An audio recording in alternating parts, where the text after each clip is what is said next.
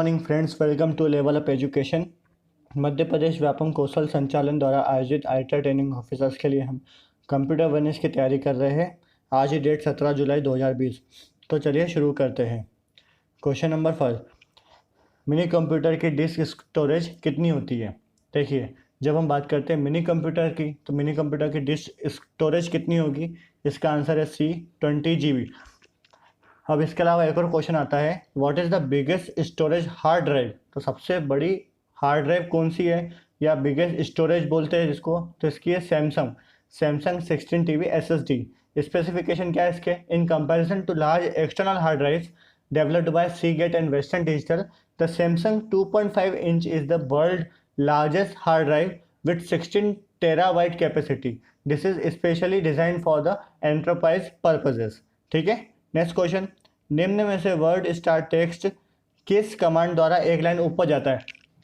देखिए, जब हम बात करते हैं वर्ड कमांड टेक्स्ट की, और वर्ड कमांड टेक्स्ट में हम क्या बोल रहे हैं? वर्ड स्टार टेक्स्ट में कमांड की बात कर रहे हैं। तो इसका जो आंसर है वो आंसर है जेड द्वारा। ठीक है, जेड कमांड के द्वारा हम वर्ड स्टार टेक्स्ट में एक लाइन को ऊपर ले आ सकते हैं। इसी में एक और क्वेश्चन बनता है कि अगर वर्ड स्टार टेक्स्ट है, उसी में ऐसा कौन सी कमांड है जो एक लाइन नीचे जाता है? तो इसका आंसर होगा W। ठीक है। Next question, XG macro command है या क्या है? XG क्या है या बोलते हैं मैक्रो कमांड में, लेकिन किस चीज़ की बात कर रहे हैं हम? जैसे ऑप्शन क्या है? दूसरी लोकेशन को बदलने के लिए, लोकेशन को प्रदर्शित करने के लिए, दोनों A और B, और दूसरी लोकेशन पर पहुंचने के लिए। तो इसका जो आंसर है वो आंसर है D, दूसरी लोकेशन पर पहुंचने के लिए। अब हम बात करते हैं यहाँ पे मैक्रो की। पहले हम बात कर रहे हैं मैक्रो, फिर हम बात करेंगे मैक्रो कमांड की। अब मैक्रो इज द एक्शन और set of actions that you can use to automate task.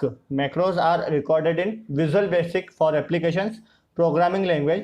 You can always run a macro by clicking the macros command on the developer tab on the ribbon. अब हम बात करते हैं यहाँ पे macro command की। In Word you can automate frequently used by creating running macros. A macro is a series of command and instruction that you group together as a single command to accomplish a task automatically. ठीक है। Next question, निम्न में से pre defined template को चुनने के बाद किस विकल्प को बैकग्राउंड कलर बदलने के लिए चुना जाता है? देखिए, अभी आप ये पिक देख रहे हैं। पहले मैं इस पिक को दिखा देता हूँ आपको। इस पिक में आपको क्या दिख रहा है? जैसे प्रोफेशनल एग्जामिनेशन बोर्ड का लिखा हुआ है, इस पिक में आपको ये दिख रहा है, ये प्री डिफाइंड टेम्पलेट है। अब इसमें आपको डिफरेंट जैसे फोटो, सिग्नेचर्स और सेल्फ डिक्लेरेशन दिख रहा होगा। अब हम क्वेश्चन पे आते हैं। क्वेश्चन में बोला है, निम्न से प्री डिफाइंड टेम्पलेट को चुनने के बाद किस विकल्प को बैकग्राउंड कलर में बदलने के लिए चुना जाता है? ऑप्शन क्या है? Colour scheme, design template, animation scheme और कलर इफेक्ट। अब वापस से हम पिक देखते हैं। इसमें आप देखिए, अगर हमें बैकग्राउंड कलर चेंज करना होता है तो बैकग्राउंड कलर के लिए क्या होगा? इसका जो आंसर है, वापस हम क्वेश्चन पे आते हैं, आंसर इसका होगा आपका ए, कलर स्कीम।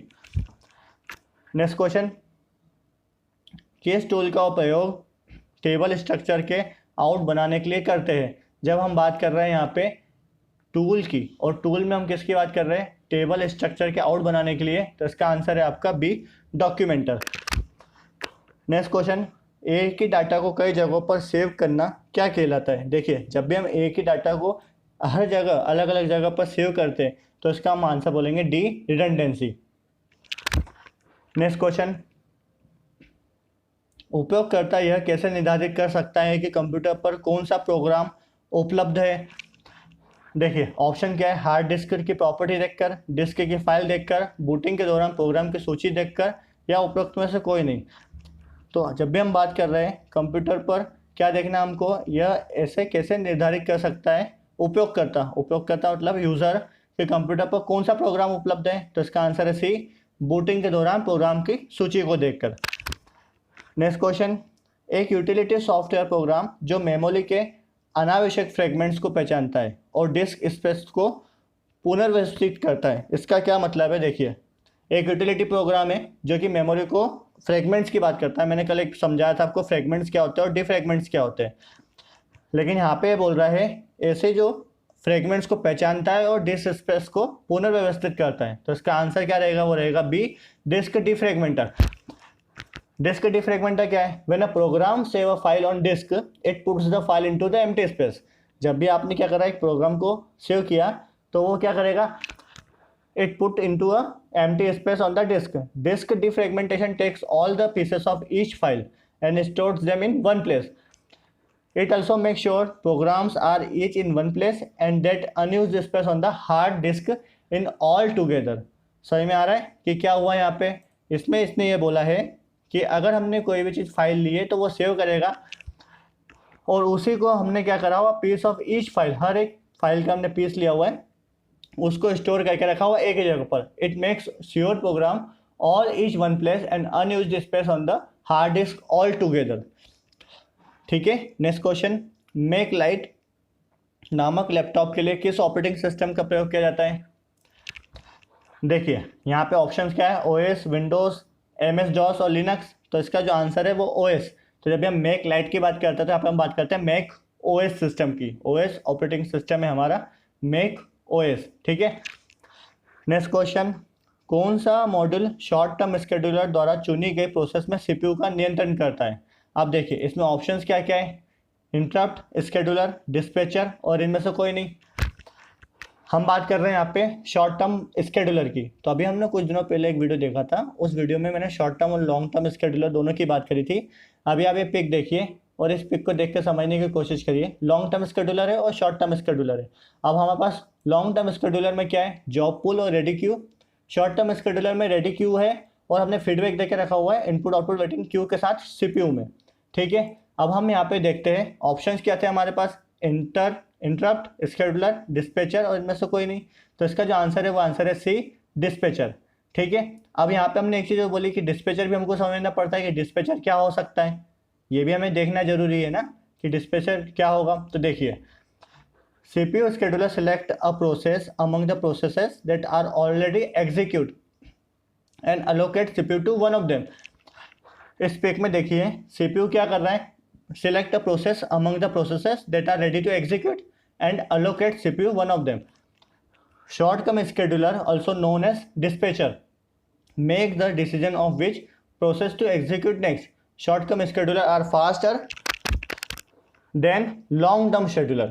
ठीक है, और हमारे पास यहाँ पे बात कर रहे हैं शॉर्ट टर्म स्केड्यूलर की। तो वो क्या होता था, the short term scheduler also known as CPU scheduler decide which one of the ready in memory processes to be executed after a clock interrupt and input output interrupt on operating system call on another form of a signal.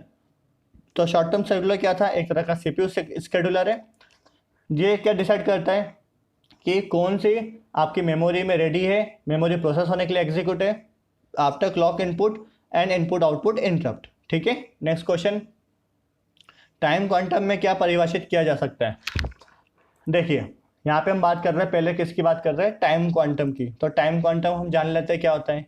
Time quantum के अगर मैं relate करता हूँ तो ये primitive action से बात करते हैं।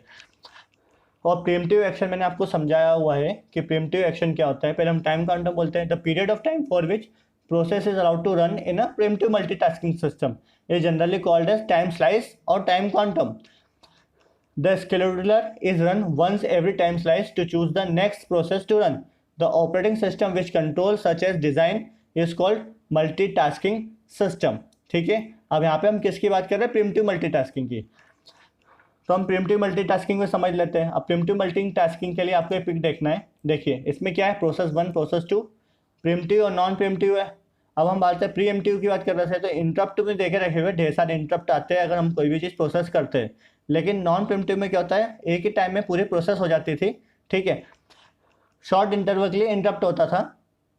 लेकिन हम प्रिमिटिव की बात कर रहे हैं, तो प्रिमिटिव क्या होता है, primitive is a task in which computer operating system uses some criteria to decide how long to allocate to any one task before giving another task to use the operating system. जब भी हम किसी operating system में बात कर रहे हैं primitive multitasking की, तो प्रिमिटिव मल्टीटास्किंग क्या कर रहे हैं, it is computer operating system uses some criteria to decide how long to allocate one task before giving to another task to use the operating system. The act of taking control of operating system from one task and giving it to another task is called as primitive action. तो मुझे ऐसा लगता होगा कि आपको समझ में आ गया होगा प्रिमिटिव एक्शन क्या है। यहाँ पे अब इसमें क्वेश्चन पे हम देखते हैं, इन क्वेश्चन में ऑप्शंस क्या क्या है हमारे पास में। ऑप्शन क्या है, short term job scheduling, round robin scheduling, priority scheduling और multi level queue scheduling algorithm. तो इसका जो आंसर है वो है B, round robin scheduling algorithm. Round robin क्या है, round robin scheduling the time quantum. तो इसने शुरू में बोला हुआ है कि round robin scheduling already time to quantum is fixed, then process are scheduler such that no process get CPU time more than one time quantum in one go if time quantum is too large. अगर time quantum जो process थी हमारे primitive action में वो बहुत ज़्यादा बड़ी होगी, the response time of process is too much which may not be tolerated in interactive environment. तो वो टॉलरेट नहीं की जाएगी इंटरेक्टिव एनवायरमेंट के बीच में। अब हम बात करते हैं राउंड रॉबिन। तो राउंड रॉबिन को कैलकुलेट कैसे किया जाएगा, देखिए हम बात कर रहे हैं या तो राउंड रॉबिन को गैंट चार्ट के थ्रू कैलकुलेट किया जाएगा, या फिर हम बात कर सकते हैं the process is equal to the completion time. अगर हम पूरी बात कर रहे हैं पूरी प्रोसेस की completion time minus arrival time plus burst time. तो जो अराइवल टाइम है और बर्स्ट टाइम वो माइनस कर दिया जाएगा कंप्लीशन टाइम में से। इसको हम बोलते हैं राउंड रॉबिन स्केड्यूलिंग एल्गोरिथम। ठीक है, नेक्स्ट क्वेश्चन, कर्नल द्वारा निम्नलिखित में से क्या निर्धारित नहीं किया जा सकता है। तो इसमें से हमारे पास ऑप्शन क्या है, कर्नल लेवल थ्रेड, प्रोसेस, इनमें से कोई नहीं, और यूजर लेवल थ्रेड। तो इसका जो आंसर है वो आंसर है डी, यूजर लेवल थ्रेड। ठीक है, नेक्स्ट क्वेश्चन, डीएचसीपी से आईपी एड्रेस की आवश्यकता के 4 कदम क्या है। देखिए डीएचसीपी जो हमने पहले पढ़ लिया है इसको बोलते हैं हम डायनेमिक होस्ट कंट्रोल प्रोटोकॉल। इसमें ये बोल रहा है कि डीएचसीपी से आईपी एड्रेस की आवश्यकता के 4 कदम कौन से हैं। तो इसका आंसर है D, discover, offer, request and acknowledgement. अब आप पिक देखिए, इस पिक में हमारे पास समझ में आ रहा है ऑप्शन क्या थे, डिस्कवर, ऑफर, रिक्वेस्ट और एक्नॉलेजमेंट। अब हम बात कर रहे हैं यहाँ पे किसकी बात कर रहे हैं, क्लाइंट है और दूसरा हमारे पास सर्वर है। अब जब हमने क्लाइंट और सर्वर की बात करी तो हमें इसकी वर्किंग पता होना चाहिए कि क्या प्रोसेस हो सकती है। देखिए सबसे पहले क्या हुआ, डिस्कवर। तो क्लाइंट ने क्या करा है, डिस्कवर। तो डिस्कवर में क्या हुआ, the client discover the DHCP server. अब सर्वर के पास कोई डिस्कवरी हुई है तो सर्वर क्या करेगा, ऑफर करेगा। The server offers an address lease to client. अब सर्वर के ने क्या करा, सर्वर ने ऑफर करा क्लाइंट को लीज के लिए। तो क्लाइंट क्या करेगा, रिक्वेस्ट करेगा। The client pick one of the offer that it has received and request the address to be assigned. अब रिक्वेस्ट गई क्लाइंट की तरफ से सर्वर के पास, तो सर्वर क्या करेगा, उसको एक्नॉलेज करेगा। The server acknowledge the request committing for the lease के लिए कमिट करने के लिए। तो मुझे लगता है कि आपको समझ में होगा कि डीएचसीपी प्रोटोकॉल है क्या, जो 4 कदम कौन कौन से है। ठीक है, नेक्स्ट क्वेश्चन, आरडीपी का पूर्ण नाम क्या है। देखिए आरडीपी समझना जरूरी है कि आरडीपी है क्या। आरडीपी किसका आंसर है बी, रिमोट डेस्कटॉप प्रोटोकॉल। अब रिमोट डेस्कटॉप प्रोटोकॉल है क्या, remote desktop protocol is a Microsoft protocol design to facilitate application data transfer, security and encryption between client user and device and virtual network server. तो इसमें 3 चीज़ important है, client user, device and virtual network server. It enables a remote user to add graphical interface to desktop another computer. अब ये आप pick देखिए, 2 तरीके के पिक बताऊंगा आपको मैं। पहला पिक ये है, ये रॉन्ग है। इसमें क्या रॉन्ग है, देखिए एक remote desktop web server client है और हमारा एक टर्मिनल पॉइंट है, तो बीच में क्या टनल दी हुई है।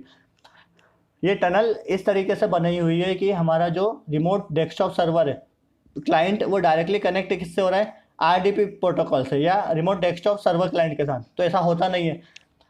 अब हम बात करते हैं सेकंड डायग्राम की। इस डायग्राम में हमें समझ में आता है कि सही क्या है। अगर हमने आईएसए फायरवॉल बीच में लगा के रखी हुई है तो वो 2 पार्ट में डिवाइड कर दिया उसने। फर्स्ट पार्ट टर्मिनल सर्वर पे, तो हमारा क्लाइंट की जो भी रिक्वेस्ट होगी या जो भी चीज़ प्रोसेस कर रहा है वो, ठीक है, आरडीपी कनेक्शन थ्रू, तो डायरेक्टली क्या पे होगा, टर्मिनल सर्वर पे।